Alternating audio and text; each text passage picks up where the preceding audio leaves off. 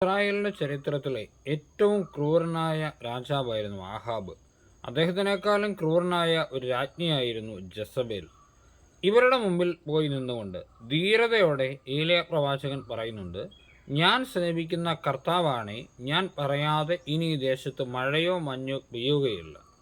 ഇത്രയും ക്രൂരന്മാരായ രാജാവിൻ്റെ രാജ്ഞിയുടെ മുമ്പിൽ നിന്ന് ഏകനായൊരു മനുഷ്യൻ, നിരായുധനായ മനുഷ്യൻ ധീരതയോടെ ദൈവത്തിൻ്റെ വചനം പറയുകയാണ്. അങ്ങനെ പറയാൻ മാത്രം അയാൾക്ക് ധൈര്യം കിട്ടാൻ കാരണം ഒറ്റയൊന്നേ ഉള്ളൂ, ഞാൻ സേവിക്കുന്ന കർത്താവാണേ എന്ന് അദ്ദേഹം പറഞ്ഞു. അതായത് ദൈവത്തിൻ്റെ മുമ്പിൽ ഒരാൾ മുട്ടുകുത്തുകയും പ്രാർത്ഥിക്കുകയും ദൈവവുമായിട്ടുള്ള ഒരു വ്യക്തിബന്ധത്തിലാവുകയും ചെയ്താൽ ഈ ലോകത്തിൽ ഒന്നും അയാൾക്ക് പ്രതിബന്ധമല്ല. പ്രാർത്ഥനയുടെ ശക്തി അതാണ്. അതുകൊണ്ട് നമുക്ക് നന്നായി പ്രാർത്ഥിക്കുന്നവരാവും. ദൈവം നമ്മളെ അനുഗ്രഹിക്കട്ടെ. നമ്മുടെ കർത്താവിശ്വമിശിഹായുടെ കൃപയും പിതാവായ ദൈവത്തിൻ്റെ സ്നേഹവും പരിശുദ്ധ നമ്മുടെ സഹവാസം ഉണ്ടായിരിക്കട്ടെ, ഇപ്പോഴും എപ്പോഴും എന്നേക്കും. ആമേൻ.